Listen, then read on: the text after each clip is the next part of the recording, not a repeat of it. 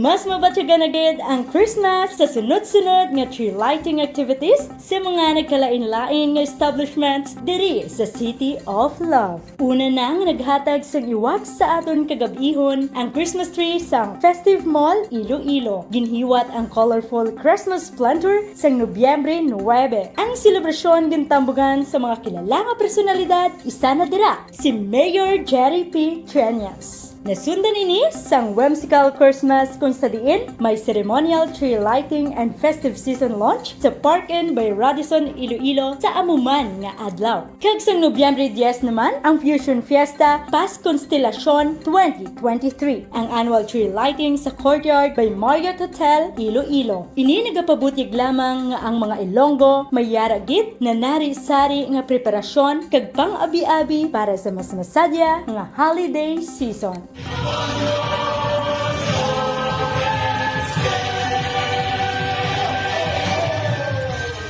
Ini si Jen Bailon, ang inyo ka-PN. For more stories, check our website www.panaynews.net. Follow us on Facebook, Instagram, and Twitter, and subscribe to our YouTube channel.